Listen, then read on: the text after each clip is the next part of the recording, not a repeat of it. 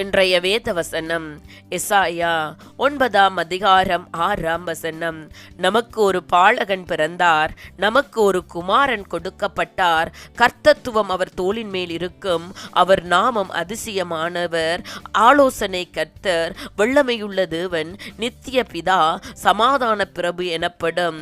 என் அன்பான சகோதர சகோதரிகளே, எசாயா தீர்க்கதரிசி இயேசுவை குறித்து இப்படியாக எழுதுகிறார். விசேஷித்த மகன் பிறக்கும் போது இவைகளெல்லாம் நடைபெறும். தேவன் நமக்கு ஒரு மகனை கொடுப்பார், இவரே ஜனங்களை வழிநடத்தி செல்லும் பொறுப்புள்ளவராக இருப்பார். அவரது நாமமானது ஆலோசகர், வல்லமை மிக்க தேவன், நித்திய பிதா, அதிசயம் உள்ளவர், சமாதானத்தின் இளவரசர் என்று இருக்கும் என்று சொல்லுகிறார். கிறிஸ்துவின் முதல் வருகையை குறித்து தீர்க்க தரிசனமாக அமைகிறது. கிறிஸ்துவின் இரண்டாம் வருகையில் நடக்க இருப்பதை கூறுகிறது. முதல் வருகையின் போது பாலகனாக பிறந்தவர் இரண்டாம் வருகையின் போது அரசனாக வருவார். இவ்விரு வருகைக்கும் இடையில் கிருபையின் காலம் இருக்கிறது. இரு வருகைகளுக்கும் இடையில் கிருபையின் காலம் இருப்பதை ஜூதர்கள் அறிந்து கொள்ளவில்லை. இக்கருத்து அவர்களுக்கு முத்திரை போடப்பட்டிருந்தது. அரசாளும் மெசியாவை மட்டுமே அவர்கள் எதிர்பார்த்தனர். தேவன் இவ்வுலகத்தில் மனிதனாக வருவதை கருத்துடன் ஆராய்ந்து பார்த்தால் நமக்கு வியப்பாக உள்ளது.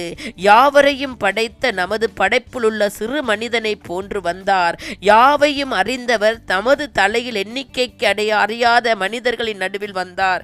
எங்கும் நிறைந்தவர் மனிதர்களுக்குள் ஒருவராக ஓரிடத்தில் இருந்தார். பரிசுத்தம் உள்ளவர் அசுத்தம் நிறைந்த மக்களில் வந்தார். எல்லா ஆற்றலும் நிறைந்தவர் ஒரு பெண் தம்மை தூக்கி எடுத்து பாலூட்டி வளர்க்கும் அளவிற்கு பலவீனமான மனிதராக வந்தார். எல்லாம் அறிந்தவர் ஒன்றும் அறியாத பாலகனாக பிறந்தார். கிறிஸ்து அதிசயமானவர். கிறிஸ்துவின் பிறப்பு, வாழ்க்கை, சொற்கள், செயல்கள், மரணம், உயிர்த்தெழுதல், பரமேறுதல், பரிந்து பேசுதல் யாவுமே அதிசயங்கள் தான். இந்த வசனத்தில் உள்ள கர்த்தரின் செயல்களை தியானித்து அவருடைய வழிகளில் நாங்கள் நடந்து வரும்போது, இயேசுவே தெய்வம் என்று நாங்கள் விசுவாசிக்கும் போது அவர் எங்களுக்கு விடுதலை கொடுக்கிறவராய் இருக்கிறார்.